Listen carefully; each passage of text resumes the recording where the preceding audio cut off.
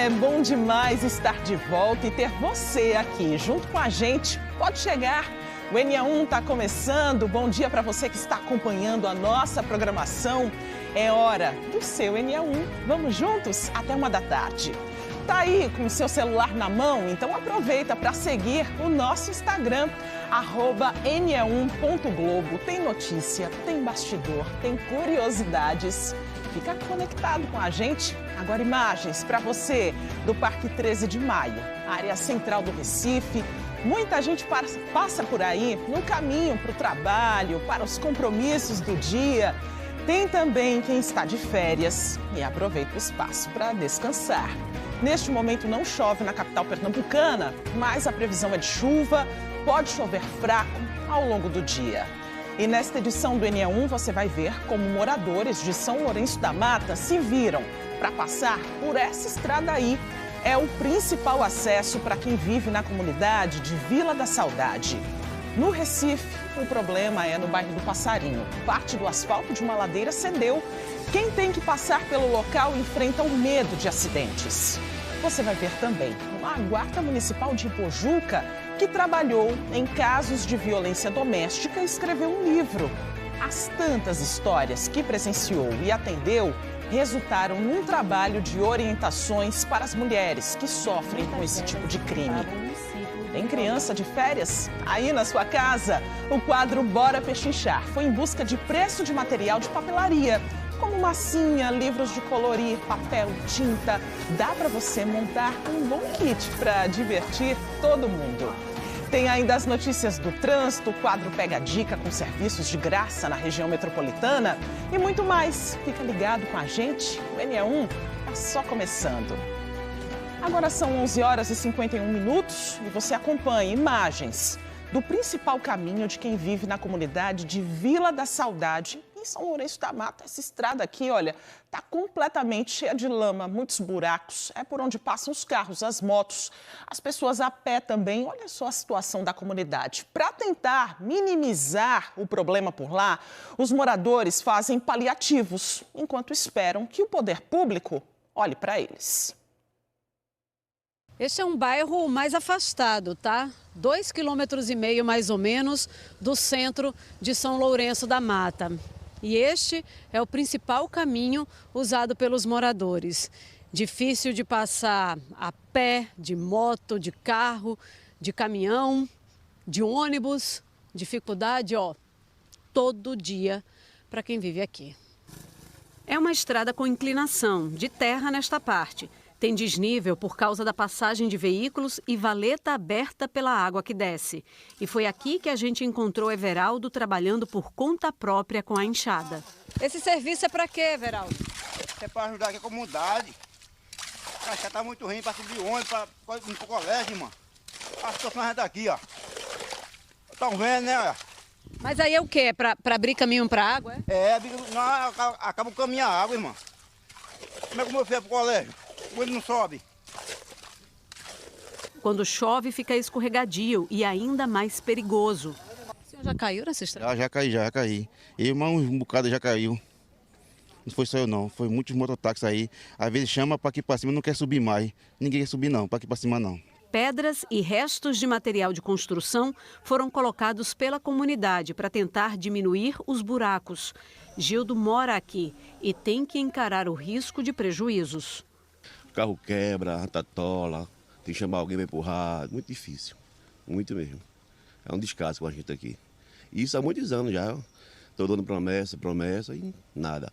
Mas nem todo motorista encara. Frequentemente é difícil conseguir corrida por aplicativo para cá. Só você vendo, tentando, só sabe quem se passa.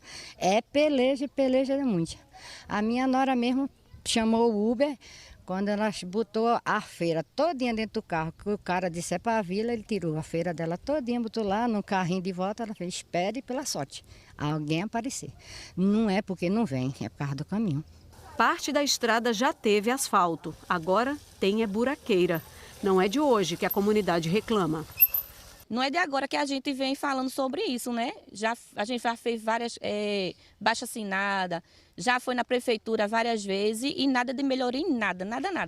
Nem para dizer assim, vou passar uma máquina para melhorar o caminho, nunca fizeram isso. Com 64 anos, Dona Eliane tem medo de precisar de socorro. Adoeci e teve que o povo trazer no braço para primeiro chegar no lugar do carro. Onde eu moro, muita lama, aí não tem como um carro chegar lá. Já Lúcia se preocupa com as crianças dentro do ônibus do transporte escolar. O que a gente pode fazer é pedir a Deus que não aconteça, né? Que o ônibus possa virar, tombar com os nossos filhos. Porque a situação está muito feia desse caminho daqui. O ônibus escolar faz a volta na Rua Vila da Saudade, na frente da Capela São Miguel Arcanjo, onde o lixo fica acumulado. Tem coleta aqui? Passa sim, uma vez na semana. E quando não passa, aí fica espalhado aí, vem cachorro, pega a bolsa, leva para a porta dos outros. Às vezes não passa não. Às vezes não passa. Caso do caminho. Nossa, em dia de chuva só piora a situação, né? Claro que nós entramos em contato com a Prefeitura de São Lourenço da Mata. A Prefeitura disse que tem um projeto estruturado para ampliar o calçamento na cidade e que um levantamento apontou que mais de 400 ruas precisam de pavimentação. A Prefeitura disse ainda que tem um compromisso de garantir que as ruas sejam calçadas ou asfaltadas, assegurando o direito de ir e vir com dignidade para toda a população. A resposta da Prefeitura de São Lourenço da Mata não atende ao pedido dos moradores. Então, nós voltamos a falar com a Prefeitura para saber exatamente sobre a estrada da Vila da Saudade. Pois questionamos se existe um projeto, uma previsão para melhorar a mobilidade desses moradores. Porém, a Prefeitura disse apenas que a rua que mostramos na reportagem está entre as mais de 400 do município que precisam de pavimentação e não deu nenhum prazo para um serviço no local, um serviço efetivo, que é o que a comunidade precisa. Uma situação complicada demais. Por isso que você já está vendo aqui o nosso calendário aberto no mês de novembro. Nós vamos marcar juntos aqui uma data, dia 14 de novembro, está marcado aqui no nosso calendário. Agora sim, 14 de novembro é uma sexta-feira, para a gente voltar então para ver como está a situação desses moradores, porque não pode continuar desse jeito, né?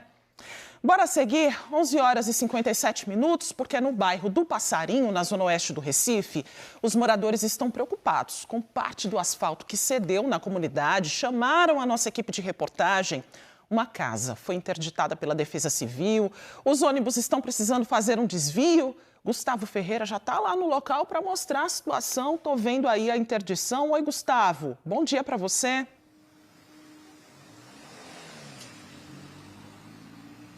Oi, Maristela. Bom dia para você. Bem-vinda de volta. Bom dia também para quem acompanha a gente no NA1 desta segunda-feira. Estou aqui na Rua Andorinha, que todo mundo conhece como Ladeira do Passarinho. Lá atrás, lá abaixo, a BR-101. Lá em cima, o Alto da Bondade. E neste ponto aqui, essa interdição. Rodrigo Lobo está abrindo a imagem agora para você ver melhor esse trecho de asfalto que cedeu. Os moradores dizem que isso aqui aconteceu há 15 dias. Aqui embaixo é um terreno de uma oficina. Esse asfalto cedeu, a prefeitura já veio aqui, já fez o isolamento, como vocês estão percebendo aqui também. Isolaram todo esse trecho, colocaram uma lona. A gente sabe que está chovendo ainda, né? Então eles tentaram impermeabilizar essa área para evitar novas erosões. Só que o que acontece? Como aqui a ladeira é muito estreita, nesse trecho aqui sobra uma pista só.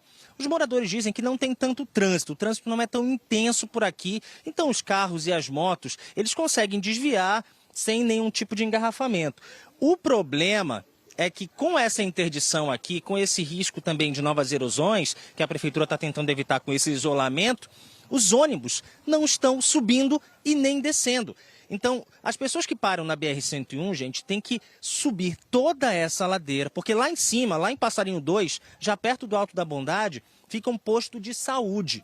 Então, hoje a gente está aqui, a gente chegou por volta das 9 horas, 9h30 da manhã, e já vimos várias pessoas pegando esse caminho a pé, subindo, descendo também, cansadas, porque com o ônibus elas fariam esse trajeto em poucos minutos, mas agora estão levando 20 minutos, meia hora.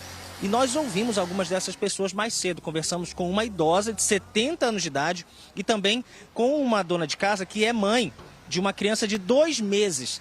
As duas também passaram por essa dificuldade hoje para chegar ao posto de saúde. Elas dizem que passam por isso há muitos dias, há pelo menos 2 semanas, e estão preocupadas, né? Torcendo para que volte a circular ônibus por aqui. Só que para isso, primeiro tem que resolver essa interdição que a gente já mostrou.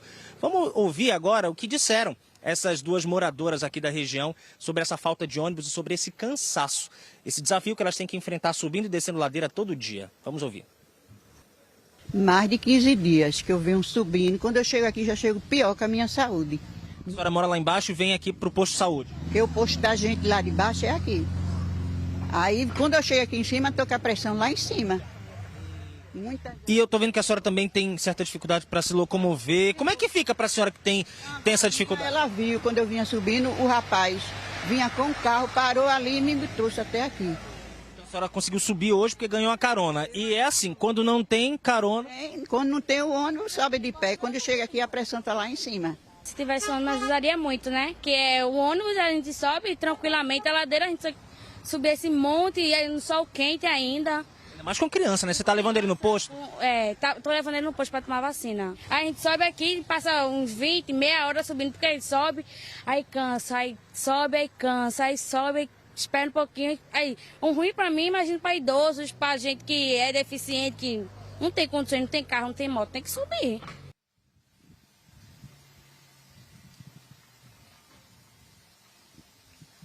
Então, vocês ouviram aí, né, de quem mora aqui por perto, esse sufoco todo. Na primeira entrada a gente falou, né, que uma casa foi interditada quando esse trecho do asfalto caiu. A casa é essa aqui, o Rodrigo Lobo está mostrando. Quando aconteceu, né, a queda de parte desse asfalto, aqui dessa barreira, a família que estava aqui foi retirada pela Defesa Civil, não mora mais ninguém, porque não tem como ficar embaixo. Existe risco, sim, dessa casa número 105 desabar. Agora, a gente só está aqui, Maristela e todo mundo que está acompanhando a gente, porque Daniele mandou para a gente uma mensagem. Chega aqui, Daniele, boa tarde para você. Boa tarde. Conta para nós, é difícil para você também, né? Todo dia passar por essa situação. É muito difícil, porque aqui pouco tem policiamento e, tipo, só tem essa linha de ônibus, só tem o Alto da Bondade, Teixamba Alto da Bondade, que leva até o terminal de Passarinho. Ou seja, quem é idoso não tem como sair de casa. Se você tem consulta, não consegue ir para consulta. Se você for usar bengala ou cadeira de roda, está muito difícil. E os moradores dessas casas estão tudo com medo. A gente não está tendo apoio de ninguém. Isso daí já faz 15 dias que estamos sem ônibus, nos arriscando, descendo essa ladeira daqui ou descendo lá no terminal de caixa d'água para vir aqui. Ô, Dani, é difícil mesmo, né? Deixa eu dar uma resposta aqui para vocês. A Enlurb, a Autarquia de Manutenção e Limpeza Urbana do Recife, informou que vai enviar uma equipe ainda hoje para avaliar a situação da Rua Andorinha. Recentemente, eles promoveram a poda das árvores ali da via. A gente vai falar um pouco sobre isso daqui a pouquinho. A Defesa Civil do Recife reforçou que essa casa foi desocupada, nessa casa que nós mostramos, devido ao risco.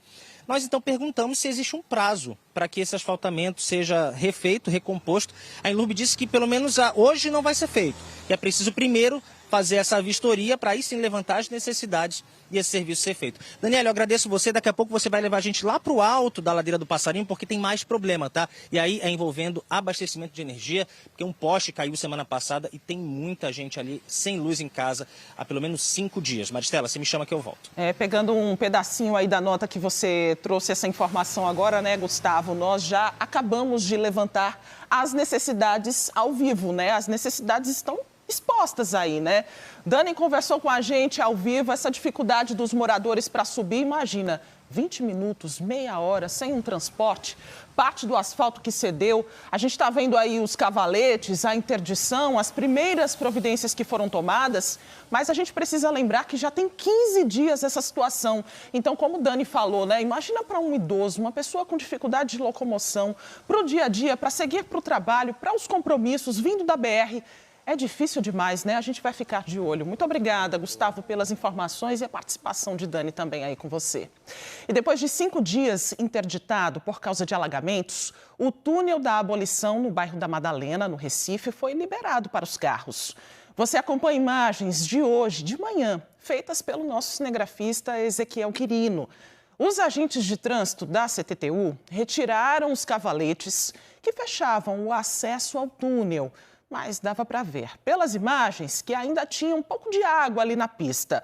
O túnel da Abolição liga a Rua Real da Torre, à Avenida Abdias de Carvalho e ao bairro de Afogados. Antes, o trânsito estava sendo desviado pela Avenida Caxangá. A manutenção do túnel da Abolição virou uma briga entre a Prefeitura do Recife e o governo do estado. É que depois das obras de requalificação, o governo estadual afirma que a manutenção passou a ser da prefeitura. Mas a prefeitura diz que não houve uma entrega formal e aponta problemas técnicos não resolvidos. Enquanto isso, os motoristas vão sofrendo por aí, né? Mas a gente lembra que esse trecho já foi liberado para os motoristas que precisam passar pela região. Então, bora para lá, ao vivo, com imagens da câmera de trânsito instalada aí na Rua Real da Torre. Você vê o túnel lá no final, né? Tá liberado para os motoristas aí no bairro da Madalena. A gente vê os carros seguindo também sentido aí Avenida Caxangá, também ao bairro de Afogados. Agora o semáforo fechado, a gente observa as pessoas atravessando com segurança aí na faixa de pedestres. Vamos continuar circulando agora por outros trechos. BR-101 aí na sua tela, na cidade universitária, em frente ao Hospital das Clínicas. No lado direito, os motoristas vão sentido Ceasa, lado esquerdo, sentido Terminal de Integração da Macaxeira. Trânsito bem intenso aí na região, mas sem congestionamentos para o motorista que está passando por aí. Agora, 12h05 e a gente segue o nosso giro pela Avenida Norte, no bairro da Encruzilhada, no cruzamento com a João de Barros. No lado direito, os motoristas estão sentido Casa Amarela, lado esquerdo, sentido Santo Amaro e centro do Recife, movimentação bem tranquila também aí na região. Olha, mais um incêndio no centro do Recife. Assustou quem passava por ali, os comerciantes também. Desta vez, o fogo atingiu o camelódromo, na Avenida Dantas Barreto, no bairro de São José. O incêndio atingiu 4 lojas que ficam no camelódromo. Uma maior, de frente para a Avenida Dantas Barreto, e outras 3 vizinhas que ficam coladas na parte de trás. Todas as lojas eram de venda e conserto de celulares. O fogo destruiu muita coisa. O que deu para salvar era colocado no carro. Lima disse que estava em casa almoçando quando recebeu uma ligação, informando que um incêndio atingiu a região onde ele tem uma loja. Muito fogo e queria apagar. Só que eu vi os fios pipocando, eu fiquei com medo, não me aproximei. Imediatamente liguei para o bombeiro, várias vezes, não só eu, como várias pessoas que estavam aqui presentes. E o bombeiro foi muito eficiente, muito rápido. Agora é recomeçar, né? A gente tem que ajudar o próximo aqui. Todos eles que estão sendo nessa situação crítica aí, então a gente tem que ter consciência e ajudar. Os bombeiros apagaram o fogo em 20 minutos. Foram usados cerca de 10 mil litros de água. No incêndio, não houve vítimas. Agora a gente tem imagens ao vivo do camelódromo. O Elvis Lopes está na Avenida Dantas Barreto, no bairro de São José, no centro do Recife. Está mostrando essa parte interna, né? A prefeitura isolou uma parte exatamente onde aconteceu este incêndio no domingo, onde as 4 lojas pegaram fogo. E a gente está vendo aí a estrutura, o que está sendo feito no local e também a movimentação das pessoas que estão por aí, né? A gente mostra essas imagens ao vivo de Elvis Lopes, do que restou da estrutura. Agora um momento, né, de recomeço para esses comerciantes que infelizmente estão enfrentando essa situação. A gente vai seguir de olho, né, acompanhando. Você acompanha também as imagens ao vivo aí na sua tela. Bora falar de férias agora, crianças com tempo livre, muita energia para gastar, né? E durante a brincadeira, as quedas podem acontecer. Bora conversar com Daniele Fonseca, ela tá com uma pediatra, aproveitar que Daniele é mãe também, né, Daniele? E aí, quando cai, leva logo para o hospital, fica observando em casa, como agir, hein, Daniele? Bom dia para você, boa tarde já, 12h08. Boa tarde, Maristela, para você e para todos que estão com a gente no NE1 desta segunda-feira.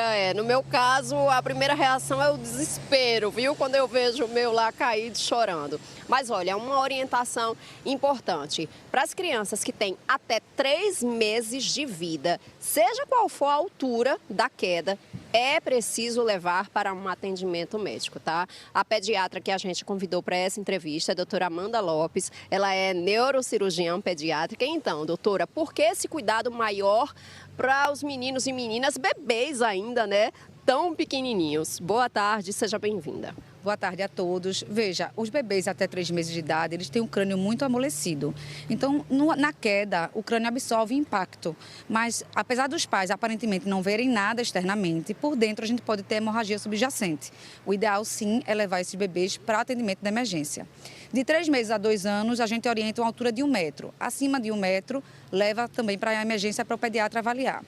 E crianças maiores, acima de 1,5 metro, as quedas precisam também ser avaliadas por um médico. Quais são as principais reações numa criança, doutora, em caso de queda? O que é que ela pode ter? Quais são os sintomas? Veja, as quedas que preocupam e que requerem que os pais levem na emergência, quais são os principais sintomas? Perda da consciência, a criança desmaiou na hora, a criança teve alteração comportamental após a queda, precisa ser investigada. Vários vômitos após a queda, um único vômito não precisa, mas 4, 5 vômitos dentre 6 horas, precisa ser encaminhado para a emergência. As crianças que tiveram crise convulsiva, alteração do caminhar, alterações visuais após a queda, são alguns sintomas que os pais precisam ficar alertas. Agora, aquela história que muita gente tem medo, na verdade, um costume, assim, antigo até, de que, olha, esse menino caiu, não pode botar ele para dormir agora. Isso faz sentido, doutora? Por quê ou não? Isso é um mito, Dani. Veja, o ideal é que a criança esteja acordada para a gente poder vigiar o nível de consciência e o comportamento. Mas é natural, quando a criança cai, se estressa, chora, sente dor, depois que ela é acalentada, ela vai querer dormir. Né? Você pode deixar a criança dormir, não tem problema. Porém, quando ela acordar, você vai observar o comportamento dela. O comportamento voltou ao normal, ok. O comportamento está diferente, procura avaliação. E a alimentação? Pode comer? É evitar dar alimento assim que cai. Deixa um tempo. O ideal, 6 horas de observação. Não conseguiu 6 horas, dá algumas horas, observa, ficou bem, pode alimentar. A maior preocupação, às vezes, é quando a pancada é na cabeça. E quando é no pescoço, na coluna, tem aquela história ali de não poder mexer, chamar o SAMU ou os bombeiros. Como avaliar em casa a intensidade, a gravidade disso? Perfeito, Dani. Veja, se a criança caiu com risco de lesão cervical, isso é uma coisa que pode ser bem grave. Primeira coisa, a criança está acordada, mantenha ela imóvel, converse com ela que você vai segurar o pescocinho dela. Aí você vai observar se a criança mexe o braço e as pernas, está movimentando bem, se ela sente dor cervical, se ela não mexer o braço e a perna corretamente, sentir dor cervical, mantenha ela imobilizada e chame o SAMU ou o bombeiro. E em caso de cortes, doutora? Sangramentos com cortes nem sempre vão para emergência. Primeira coisa, com um pano limpo e seco, você vai comprimir o ferimento. Parou de sangrar depois de alguns minutos, pode deixar. Mas se tiver profundo, com bordas abertas e um sangramento tipo jato, que não para com a compressão, precisa levar para a emergência para poder provavelmente ser suturado o ferimento. Algo também muito comum nas férias é engasgo. E num caso desses, o que fazer com a meninada? Engasgo, a gente precisa ter muito cuidado, principalmente com os bebês que têm alto índice de mortalidade. Então, o que fazer? Se a criança se engasgou, está tossindo, deixa ela tossir, porque é o mecanismo de expelir o objeto. Se não está tossindo, está pálida, aí o que você vai fazer? Observe se você consegue ver o objeto na boca. Não conseguiu ver, não tente tirar, porque você pode empurrar mais para dentro o objeto. Aí você vai fazer as manobras, que vão variar de acordo com a idade, certo? E a gente pode buscar, tem vários locais que você pode visualizar como é essa manobra, e é importante que os pais e cuidadores saibam agir diante do engasgo. Doutora, muito obrigada pela participação, pelas informações e até com a orientação, claro, do 193, né, que é o Corpo de Bombeiros, que eles passam todo o passo a passo que é necessário fazer. A gente volta contigo, Maristela. Nossa, Daniele, quanta informação importante a doutora Amanda trouxe agora pra gente, né? E essa de a criança ficar acordada quando cai. Eu me lembro dessa durante a infância, viu? Minha mãe não me deixava dormir, não. Até já com outras informações. Estamos na Semana Mundial de Conscientização do TDAH, o transtorno de déficit de atenção com hiperatividade. Muitas pessoas têm TDAH e nem fazem ideia disso. Para a gente entender melhor, Joabe Alves está com uma psicóloga. Oi, Joabe, boa tarde para você. Oi Maristela, muito boa tarde para você, boa tarde a todos. Estou aqui com a Natália Lima, ela que é neuropsicóloga e vai tirar algumas dúvidas com a gente e também falar sobre esse assunto tão importante. Primeiro, Natália, eu acho que é importante a gente falar sobre essa semana de conscientização, porque há muitos preconceitos e também há muito disse-me-disse, pessoas que dizem que é frescura, não é?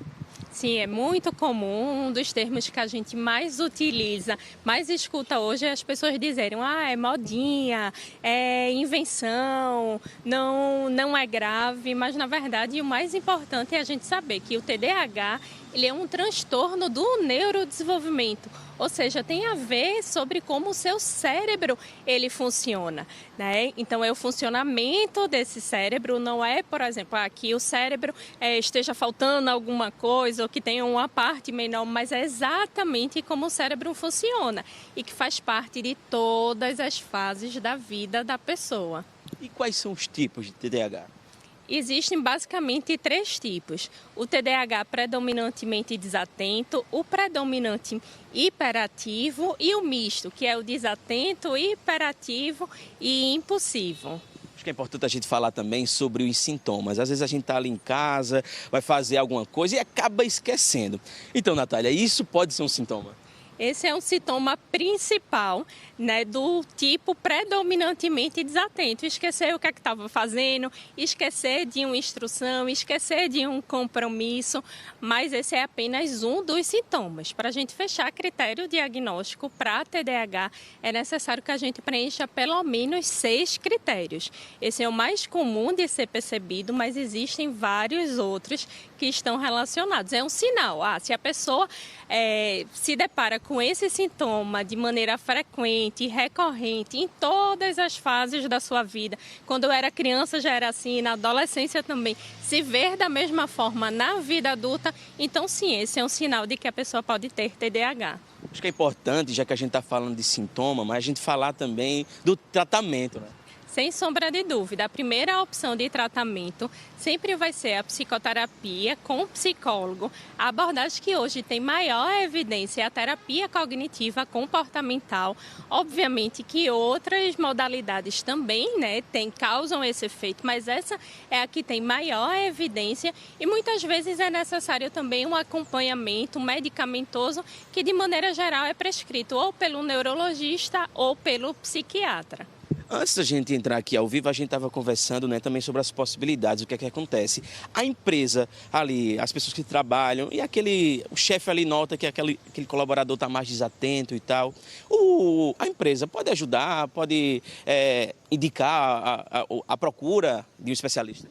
Sem dúvida, qualquer pessoa que perceba hoje um mundo que a gente está globalizado, com informação, que a gente perceba que alguém possa ter característica de algum transtorno. No caso do TDAH, faz sentido a gente orientar e encaminhar para uma investigação, né? E após essa investigação, o papel da inclusão é o papel da população como um todo também. Então, seja no ambiente de trabalho, seja na escola, seja na sociedade como um todo, sempre tem algo que pode ser feito. Para a gente amarrar essa entrevista aqui, para a gente finalizar, qual a mensagem que você deixa para essa semana? Sem sombra de dúvida, o mais importante é a gente terminar dizendo a mesma coisa que a gente começou, dizendo que ele é um transtorno, que ele causa impacto, que o não tratamento desse transtorno pode gerar impacto e consequências ainda maiores, né? E que é importante a gente saber que não é modinha, não é invenção, ele é um transtorno real e hoje impacta mais ou menos 10% da população e que é papel de todo mundo fazer essa inclusão. Importante demais essa mensagem, mas só mais uma dúvida, porque as pessoas que vão estar acompanhando o ENE1 podem ter um sintoma, onde procurar ajuda, o sistema público de saúde oferece também essa ajuda? O sistema público de saúde, ele oferece essa ajuda, principalmente naquilo que se refere ao tratamento médico. Então, o próprio SUS, ele fornece uma das medicações principais, que é para TDAH, que é a Ritalina, né? O sistema público, ele também tem esse serviço de acompanhamento de psicoterapia. Existem as faculdades, existe também aí todo um sistema que pode favorecer e ajudar nesse sentido. Natália Lima, obrigado pela participação com a gente. Obrigada. Voltamos ao estúdio.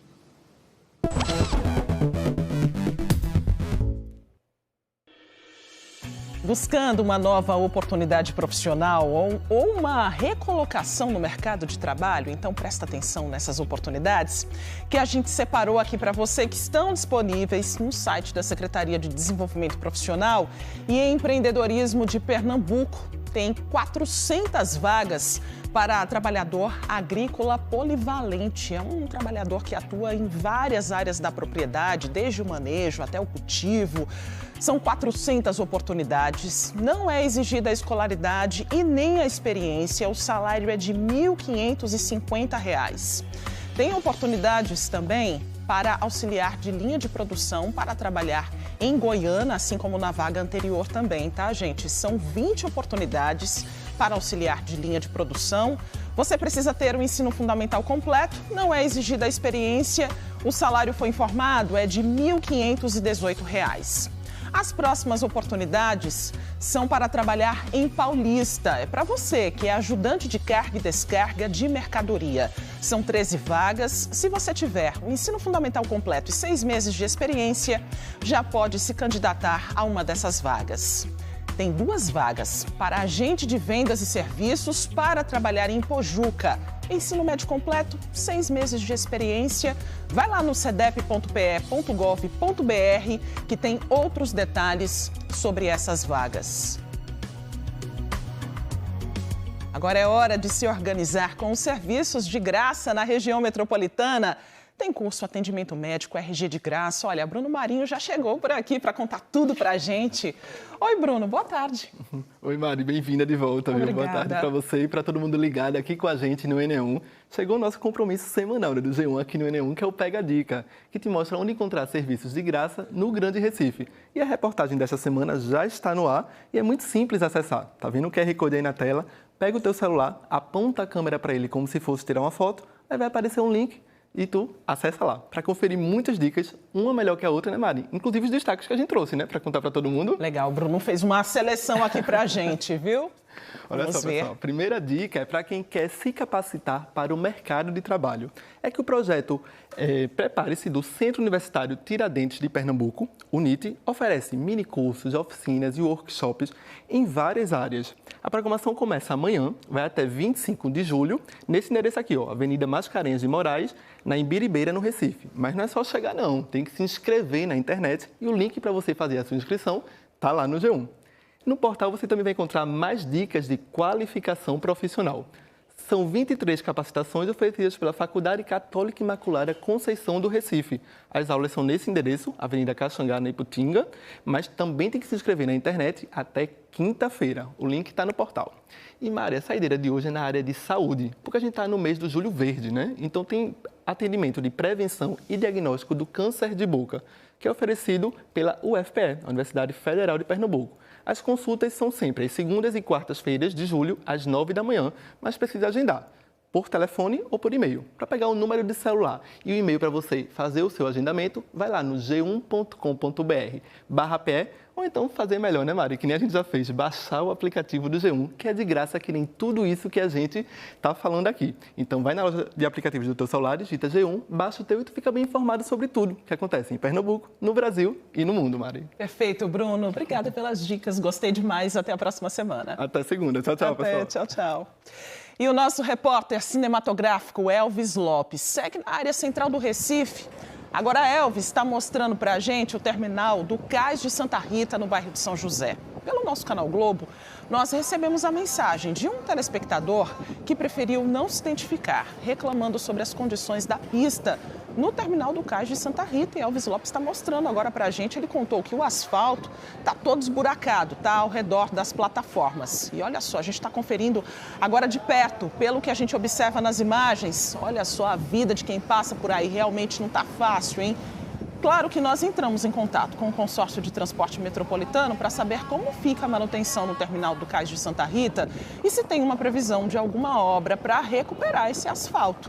O órgão informou que há um projeto de requalificação de toda essa área aí, que inclui as vias de rodagem, calçadas, entrada e saída do terminal. Disse ainda que a Secretaria de Desenvolvimento Urbano e Habitação está montando o processo de licitação. A Secretaria disse que está em fase de estudo O início da obra depende da licitação, que não tem prazo definido ainda. Então, se ainda não tem licitação, ainda está no período de estudo, deve demorar um pouquinho mais, né, Elvis? Está aproveitando aí para mostrar o restante da estrutura para a gente também, porque é preciso ter uma revitalização completa, né? Um ponto muito importante do nosso transporte, da mobilidade, que tem que ter segurança, qualidade para esse passageiro que paga pela passagem, é um direito. E a gente está mostrando aí as condições da via, né? Condições péssimas, por sinal.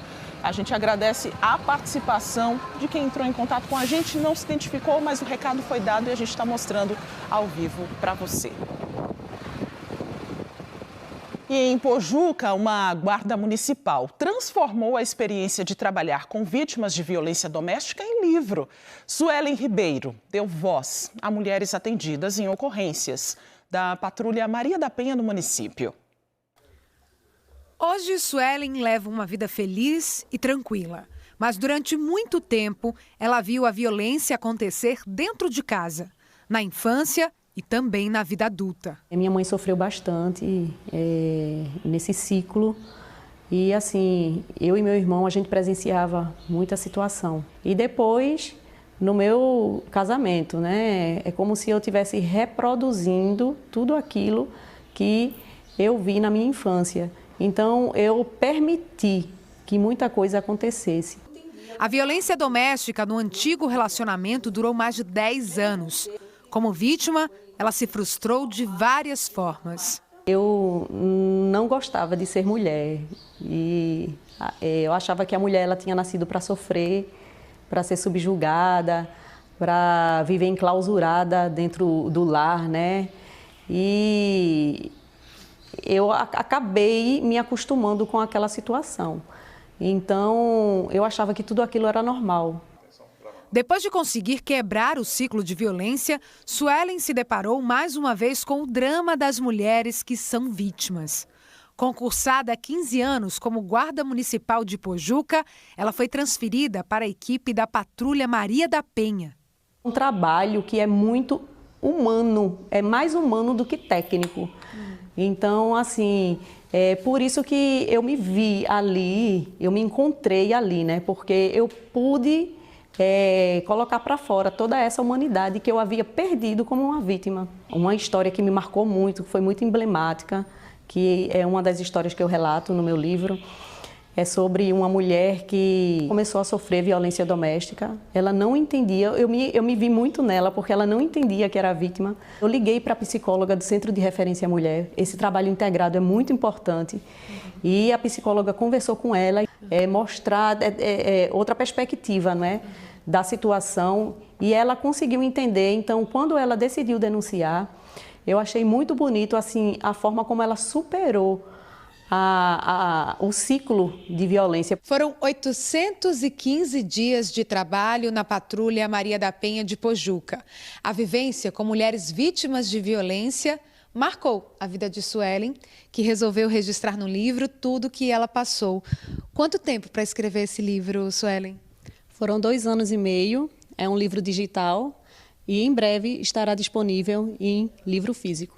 O livro faz reflexões sobre a violência de gênero e lembra algumas ocorrências atendidas por Suelen como guarda municipal. Desesperançosas, agredidas e psicologicamente destruídas. Muitas delas enfrentavam um ciclo de violência aparentemente sem fim, mas encontravam na nossa ação um início de renovação e um fio de esperança. Eu guardei muitas das documentações que eu fazia, os relatórios, e assim eu vi que esses relatórios eles não poderiam ficar nem dentro das viaturas e nem arquivados. Então, eu quis dar voz a essas mulheres. Na verdade, os 815 dias de Patrulha Maria da Penha que eu vivenciei foram experiências e essas mulheres elas estavam silenciadas. Suelen escreve com a voz de quem sentiu na pele a dor da violência, mas também com a força de quem escolheu romper o ciclo e quer ajudar outras mulheres a fazerem o mesmo. Eu escrevi para as mulheres, mas acabou que o livro ele pode ser utilizado tanto por acadêmicos, como pelo poder público também, como um material educativo para se trabalhar em escola. E assim, eu fiquei muito feliz com o resultado, né? Parabéns, Suelen, que trabalho importante, né? A gente vai entender um pouco mais sobre o trabalho da Patrulha Maria da Penha agora. Alguns municípios como Recife, Pojuca, Jaboatão têm o serviço que é muito importante para proteger as mulheres que têm medida protetiva. Bora falar com Daniele Fonseca agora sobre este assunto. Ela está em Jaboatão dos Guararapes. Como funciona esse serviço por aí, hein, Daniele? Olha, Maristela, eu estou ao vivo aqui na sede da Prefeitura de Jaboatão dos Guararapes e a gente convidou para falar mais sobre esse assunto, né, para essa entrevista aqui no NE1 de hoje, Ana Lúcia de Jesus Araújo. Ela é a comandante da Patrulha Municipal Maria da Penha, aqui do município de Jaboatão. Então, Ana Lúcia, para quem é o serviço da Patrulha Maria da Penha? Para quem vocês oferecem? Obrigada pela presença, seja bem-vinda. Boa tarde. Nós trabalhamos, né, com as mulheres vítimas de violência que possuem a medida protetiva, não é, que dá direito a elas, né, a ser acompanhadas no nosso serviço. E como é o trabalho de vocês exatamente na prática? Vocês vão até as comunidades, vão até o endereço dessas mulheres que estão com medida protetiva? Explica para a gente, para todo mundo conhecer exatamente como funciona. Essas mulheres nos são encaminhadas pela vara de violência e elas vêm com nome, endereço, telefone. Então, primeiro nós entramos em contato pelo telefone e em seguida nós fazemos rondas nos bairros, né, onde elas residem.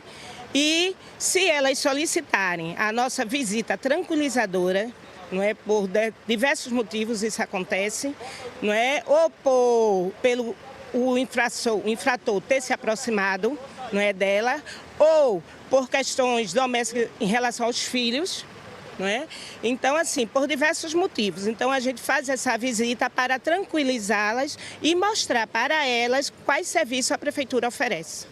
Algumas pessoas ficam curiosas. O que é a visita tranquilizadora, Ana Lúcia? Explica direitinho. A visita tranquilizadora, ela se resume, não é, num apoio que a gente dá a ela. Ou seja, muitas vezes a gente chega lá, elas estão totalmente perdidas, não é? Estão se sentindo abandonadas. Então, a gente tranquiliza ela. No centro de referência, nós temos o apoio de um advogado, de uma psicóloga, de um assistente social. Então, a gente encaminha elas, né, para esse centro e seguida para os demais órgãos. E o que acontece com um agressor que não está cumprindo a medida protetiva? Geralmente, né, nós encaminhamos para a vara de violência e lá a promotora, doutora Luana, ela solicita a pulseira, né, no caso, a tornozeleira eletrônica para ser colocada nele. E aí ele vai ser vigiado pelo Estado constantemente. Geralmente esse descumprimento acontece como? É quando ele vai lá na casa dela, quando fica rodeando, quando fica seguindo, quando simplesmente manda uma mensagem por um WhatsApp de um número que a mulher nem sabe de onde está vindo?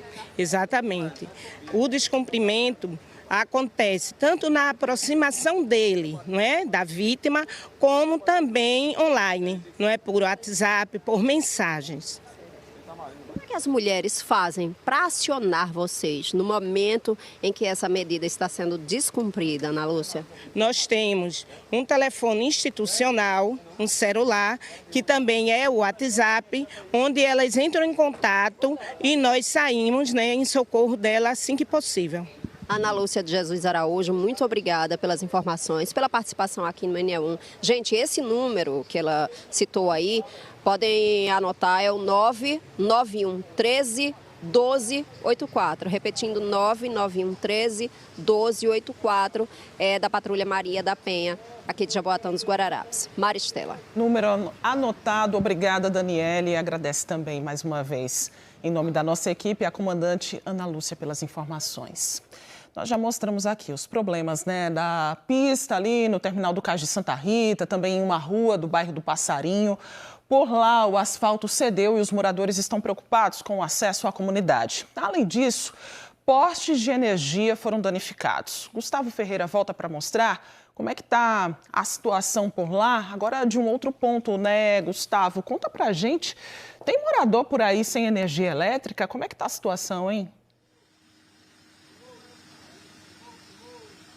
Ainda tem, viu, Maristela? Boa tarde para você. A gente está de volta de um ponto mais alto agora da ladeira do Passarinho, a Rua Andorinha que está aqui ao meu lado. Olha, Rodrigo Lobo vai mostrar que aquele poste ali agora já tem cabeamento. Acabou de chegar um caminhão com profissionais da Enlurb, porque tem poucos minutos que a Neoenergia chegou para fazer o serviço de instalação do cabo. Esse poste foi colocado aqui ontem. E por quê? Porque existia um poste mais abaixo, mas ele caiu na quinta-feira à noite, depois que uma árvore veio abaixo. A árvore caiu, levou a fiação e levou o poste também. Só agora que a Neoenergia está fazendo essa instalação do cabeamento. O Rodrigo Lobo está chegando aqui do outro lado para mostrar, olha só, os profissionais aqui a serviço da Neoenergia estão colocando o cabeamento nesse outro poste para poder fazer a ligação ali mais à frente. E aí resolver um problema que já dura dias. O Marcílio está aqui ao meu lado. Marcílio, boa tarde, bem-vindo ao NE1. O serviço está chegando, a solução está vindo, mas demorou, né, cara? Positivo. Foram 5 dias, né? Hoje a gente está aí satisfeito, né? Feliz porque voltou, né? Disse que estava tendo que comprar gelo para armazenar comida no freezer. É isso. Como é que foram esses dias aí sem energia? Ainda está sem energia, né? Não voltou. Sem energia. Então foi complicado. A gente teve que esticar aqui da vizinha, né, a extensão, para poder a gente ter energia em casa. Aí através de vocês, né, e da comunidade aqui, a gente conseguiu aí que o pessoal, né, viesse fazer o papel deles, né. Marcílio, obrigado por ter participado. Deixa eu conversar com mais uma moradora aqui. Priscila, a gente está vendo que esse poste está sendo recolocado aqui, né? A energia está sendo restabelecida, porque o poste caiu na quinta-feira graças a uma árvore que caiu. E vocês também têm a preocupação de que outras árvores caiam, né? A vegetação aqui ela é muito intensa, vai vazando para a rua. É uma preocupação de vocês ainda que outros postes venham a ser danificados se outra árvore cair? Então, sim, boa tarde. Inclusive, se vocês olharem aqui, essa área inteira tem outros postes, né? E com a medida que a chuva vem com a intensidade, a probabilidade é ter outros desastres desses. Porque assim, a gente perdeu praticamente tudo que a gente comprou durante o mês, né? Por conta da chuva, foram 5 dias sem energia dentro de casa. Isso a gente com pessoas cirurgiadas, com crianças. Então, assim, causa um transtorno muito grande. Aí, infelizmente, está aí, né, o descaso, você vê os dois lados da via e descendo também, fora os outros acontecimentos, né? É isso, a gente viu, né, na nossa primeira entrada, muito obrigado, viu, Priscila, pela participação, a gente viu que a prefeitura disse que já fez a poda de algumas árvores aqui e os moradores pedem mais, porque se a gente apontar um pouco mais para lá, ó, tem muita vegetação ainda por aqui, muitas árvores, e os moradores têm medo de que tanto as raízes façam peso e causem novas erosões, quanto as copas dessas árvores acabem atingindo outros postes, acabem caindo e aí trazendo mais prejuízos como esse de quinta-feira à noite. Agora o serviço está sendo feito e que bom que o serviço está sendo feito. É isso que a gente gosta de mostrar. A gente pede para os moradores sempre avisarem a gente se algum outro problema acontecer, porque a gente está aqui para isso. Voltamos ao estúdio.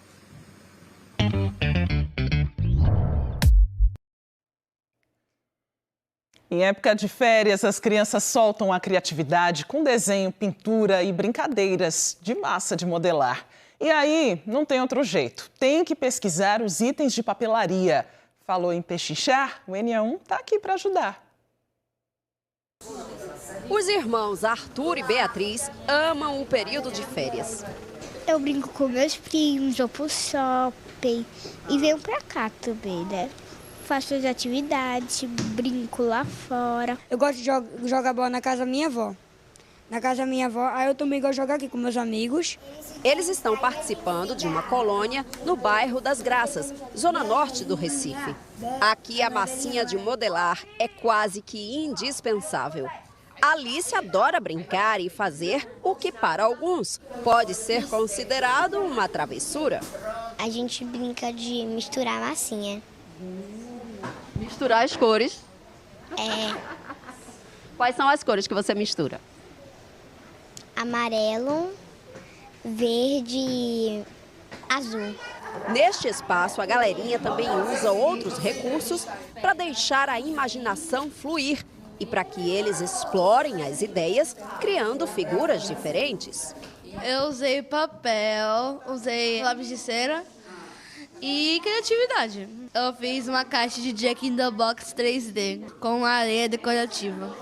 Arthur fez um de seus animais favoritos. Que desenho foi esse que você fez aí?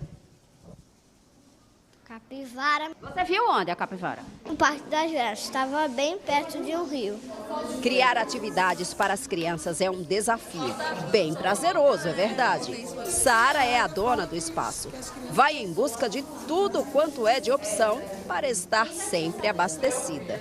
A criança precisa, né, de algo que a gente possa trabalhar. Então, principalmente manual, né? Então a gente usa muito o papel, a cola, o giz de cera e a argila. Na verdade, esses elementos que eu falei agora, esses materiais, são os que a gente mais utiliza aqui. Então, a gente vai, principalmente para o centro da cidade, que é onde tem o preço mais em conta, vai normalmente para fornecedores que a gente costuma ir. Então, quando eles já conhecem, a gente consegue um desconto maior.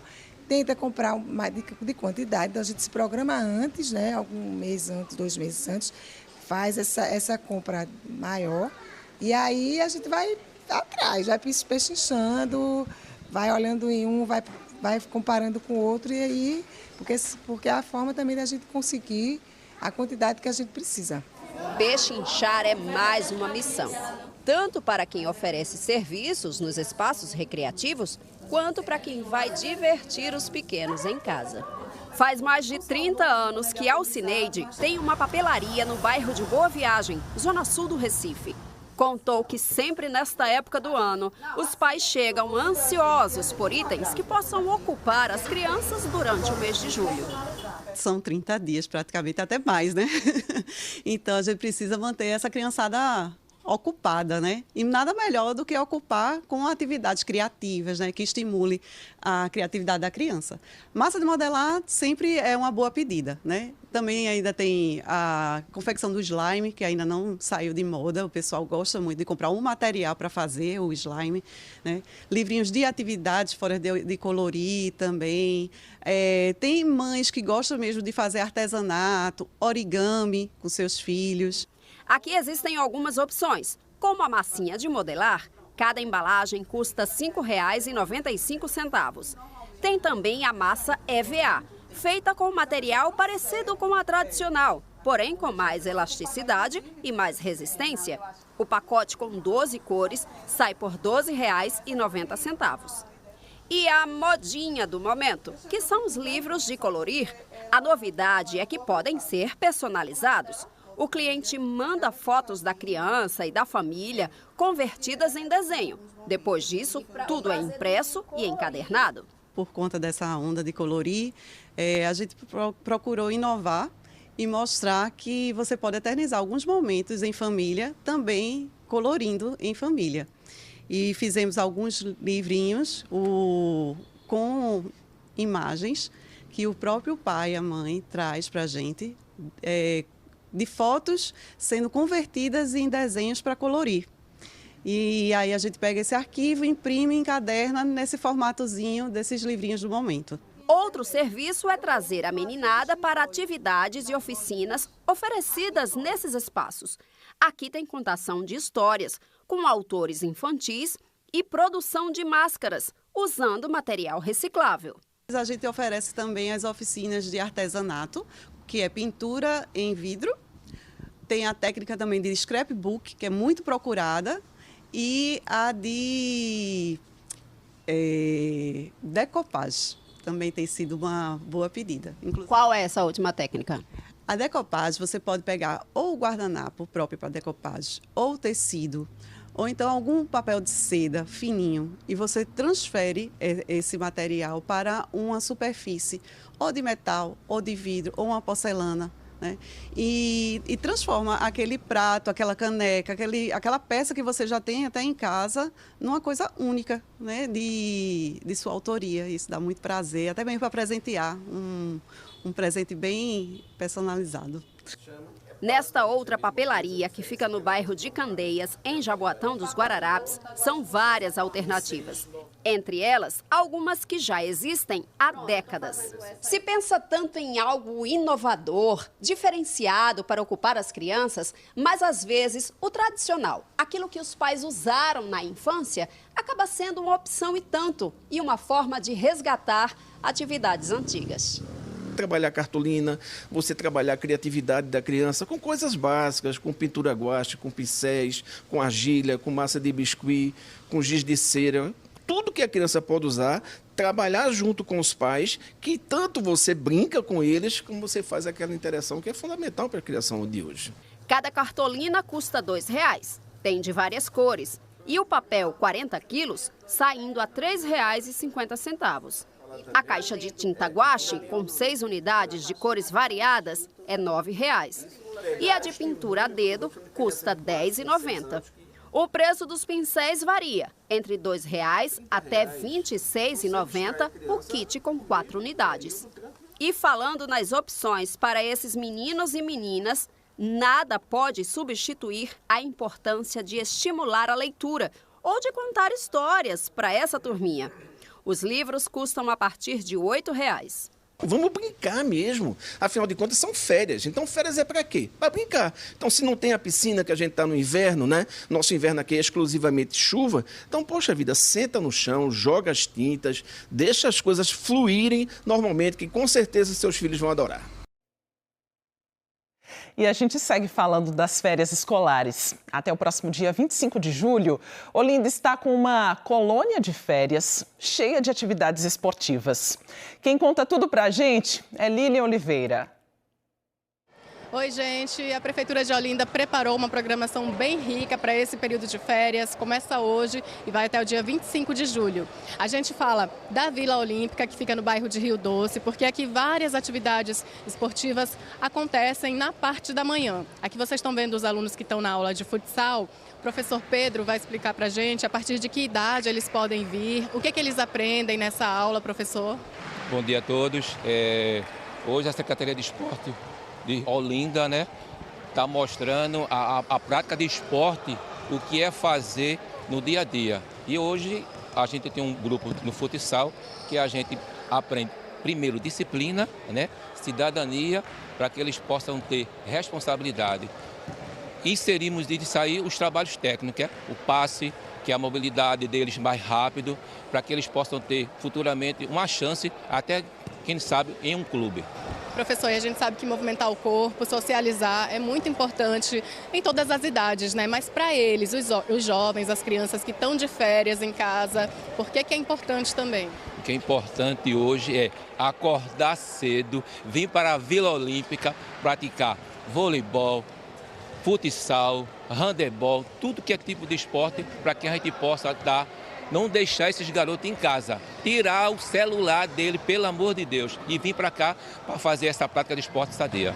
É isso, professor. Muito obrigada pelas informações. Gente, além do futsal, do voleibol, como o professor Pedro falou, a gente tem também taekwondo e tem oficina de percussão musical. Aqui a gente tem esse grupo que tem crianças e jovens, né, de várias idades. Eles entram a partir de 5 anos, aprendendo aí a iniciação musical. E eles têm contato com diversos instrumentos. O mestre Nido Brau está mostrando aí para vocês que esse grupo já toca, né? Então vou chamar ele aqui rapidinho. Mestre, muito bom dia. Bom dia. Fala pra gente o que é que os jovens vão aprender nesse grupo de percussão. Aqui no nosso projeto, a gente tem aula de iniciação musical percussiva com ritmos populares. Então, os jovens que vêm aqui, eles vão sair com uma bagagem de conhecimento do que é a nossa música, do que é os ritmos populares, certo? Então, quem quiser participar, é só vir, não paga nada. E aí, o projeto está aqui para dar aula para qualquer idade, é só vir. Certo, mestre, muito obrigada, viu, pelas informações. Lembrando que a programação pela parte da manhã é na Vila Olímpica, com futsal, vôlei, basquetebol, handball e a oficina de percussão. E durante a tarde, na Orla de Olinda, futebol de areia, vôlei de areia, fute-mesa e várias outras atividades. Tudo de graça, de hoje até o dia 25 de julho. A gente volta ao estúdio. E logo mais, no Jornal Hoje, você vai ver que um pente fino em presídios estaduais apreendeu nos últimos anos quase 7 mil celulares escondidos nas celas. Boa tarde, Trali. Olá, boa tarde. Um ótimo começo de semana para você. Vamos juntos aqui no JH, sempre com muita informação de qualidade. Olha isso. É o flagrante da descoberta de um esconderijo dentro de uma cela em um presídio de Mato Grosso do Sul. 4 celulares são tirados de um buraco na beliche. A apreensão faz parte de mais uma etapa do pente fino em cadeias estaduais de todo o país para dificultar o contato dos detentos com o mundo do lado de fora. O vandalismo que não dá trégua no transporte público de São Paulo. Fim de semana foi de novos ataques contra ônibus, quase 50 só no domingo. Pedradas, vidros quebrados, gente assustada e mais coletivos fora de circulação. A população é a maior prejudicada. E as belezas do nosso país ganhando ainda mais reconhecimento internacional. O Cânion do Peruaçu, no norte de Minas, recebeu o primeiro título do Brasil de Patrimônio Mundial Natural com foco em cavernas. Não perca então logo mais no Jornal Hoje. Um abraço e até já. A seguir, você vai ver que tem oficina no Recife para ensinar stop motion, uma técnica de animação com a ajuda de objetos. Imagens agora para você da área central do Recife. O céu está parcialmente nublado, mas o sol prevalece e o N1 volta já, agora 12h50.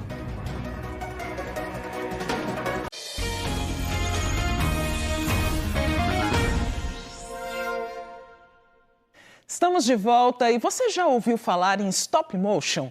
É aquela técnica de animação que transforma fotos em movimento, dando vida a objetos. Joab Alves está com jovens autistas que estão aprendendo a criar esse tempo de animação. Mostra pra gente, por favor, Joab. Oi, Maristela, bacana demais essa iniciativa, não é? A gente está aqui, ó, na Fundação Joaquim Nabuco. A turma já está aqui esperando a gente para bater um papo. São 16 alunos, né? E os 4 aqui estão esperando a gente para conversar. E é ali, ó, na Cinemateca Pernambucana que acontece as aulas, que começa hoje e vai até a próxima sexta-feira. Mas antes de conversar com essa turma, eu vou conversar com a professora e produtora, a Vitória Victor. Muito bem-vinda, boa tarde. A gente tem algumas imagens da oficina acontecendo. O que é que eles estavam fazendo ali? Como é que vai ser essa semana aqui na Fundação? Agora no começo da semana a gente iniciou as atividades práticas. Eles já tiveram uma aula online na sexta-feira, mas hoje eles começaram a desenvolver os roteiros dos filmes que eles vão começar a gravar a partir de amanhã. Então vão ser 3 filmes desenvolvidos, com episódios de uma personagem que vai ser animada em stop motion, e a gente estava ali escrevendo o roteiro, trabalhando a direção de fotografia e a direção de arte para começar as gravações amanhã. Tem sido o retorno desses alunos? Eles estão bem empolgados. É o primeiro dia com eles presencialmente, mas desde a aula online eles já estavam super empolgados e todos eles são muito criativos e a gente adora, óbvio. E aí a ideia é trazer justamente as possibilidades de invenção para o audiovisual. Então, toda a prática que a gente vai fazer, eles mesmos vão desenvolver e a gente vai dar o suporte. A equipe do Trela vai dar o suporte. Ok, Vitória, obrigado aqui pela participação, vou conversar com eles, até porque o audiovisual pede muita criatividade. Aqui está o Felipe e o Gabriel. Gabriel, boa tarde. O que é que tu está achando da oficina? Tu está curtindo? Como é que está sendo?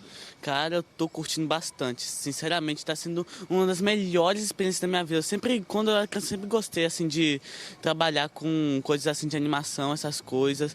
As professoras também são super legais, os alunos também estão... Tá tudo ótimo, eu tô adorando isso aqui, tá sendo uma experiência incrível. está tendo a oportunidade também de fazer novas amizades? Está tendo alguma dificuldade também? Como é que está sendo? Estou tendo facilidade de encontrar novas amizades já estou fazendo meus amigos aqui. Está sendo tudo bom. Minha dificuldade é só entender algumas coisinhas, porque audiovisual é um pouquinho complicadinho, mas está indo bem, está indo bem. Mas eu tenho certeza que você vai tirar de letra. Obrigado aqui pela participação. Aqui está a Clau e você? Laura. E a Laura. Clau, está gostando também? Como é que está sendo para você? Tá sendo, assim, maravilhoso a realização de um sonho, assim, mesmo que seja, assim, só assim, para ter uma noçãozinha, porque eu quero muito, assim, crescer e ser, de fato, parte dessa área do audiovisual. Então, assim, só essa experiência aqui já tá valendo muito. Que massa. Que seja aí um curso de muito aprendizado para vocês. A Laura também já gostava do audiovisual? Eu já estudei com multimídia e eu também já fiz uma faculdade de jogos. Então, trabalhar com isso para mim tá sendo ótimo. É mais um aprendizado, porque eu sempre gosto muito de aprender mais, cada vez mais. Que massa. Obrigado, viu, Laura, Clau, Felipe e Gabriel, pelos depoimentos de vocês. E sucesso aí na caminhada, viu? É muito importante ouvir depoimentos como esses de vocês, né? Incentivar também outros jovens também. E, assim, ouvir isso de vocês foi muito importante aqui dentro do ENE1. Obrigado também a Vitória e parabéns aí por toda essa iniciativa. Eu volto com você no estúdio. Muito legal, Joab. E até o dia 19 de julho, Recife é a capital brasileira da ciência. É a reunião anual da Sociedade Brasileira para o Progresso da Ciência. E as mulheres têm lugar de destaque no evento. Um evento gigante, 350 atividades. 30 mil pessoas devem passar pelas 3 tendas da reunião anual da SBPC, a Sociedade Brasileira para o Progresso da Ciência. A estrutura está montada na UFRPE, no bairro de Dois Irmãos, no Recife. Hoje, pela manhã, contou com a presença de Luciana Santos, ministra da Ciência, Tecnologia e Inovações do Brasil. Ninguém pode imaginar que um país, nesse contexto que a gente está vivendo de grande disputa da geopolítica mundial, uma das grandes variáveis da disputa é o domínio tecnológico. E não há como a gente enfrentar aquecimento global, transição energética, transformação digital sem uma ciência de qualidade, sem pesquisa e desenvolvimento. O evento é de graça, tem programação para crianças, jovens, adultos, pesquisadores e quem mais quiser vir. Especialistas de diversas áreas discutem temas como equidade de gênero e raça na ciência, valorização de saberes tradicionais, uso da inteligência artificial na medicina e políticas públicas para o semiárido. Uma parte do evento é voltada especificamente para marcar a presença das mulheres no mundo da ciência. Pela primeira vez em 77 edições da SBPC, elas contam com um espaço só delas.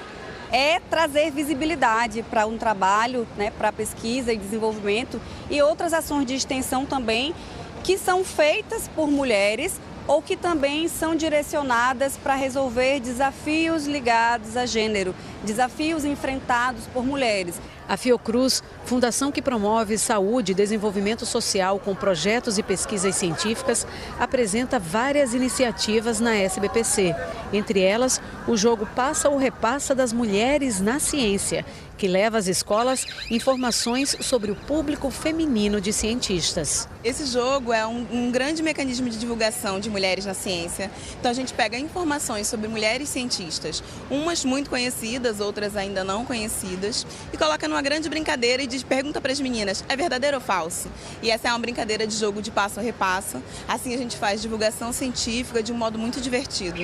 De férias e cheia de vontade de aprender mais, Betina veio conhecer as pesquisas apresentadas na SBPC. Movimentou um robô que simula os que são enviados em missões espaciais, que mexeu com a imaginação de menina. Eu acho interessante estudar sobre essas coisas. Você se vê trabalhando com isso? Você se vê mexendo nessas coisas, desenvolvendo esses projetos? Eu acho que sim. Tão bom aprender coisas novas, né? Agradeço demais a sua companhia. O ENE1, claro, volta amanhã. E você pode rever e compartilhar as nossas reportagens a qualquer hora no Globoplay. Uma ótima tarde para você. Fique agora com o Globo Esporte.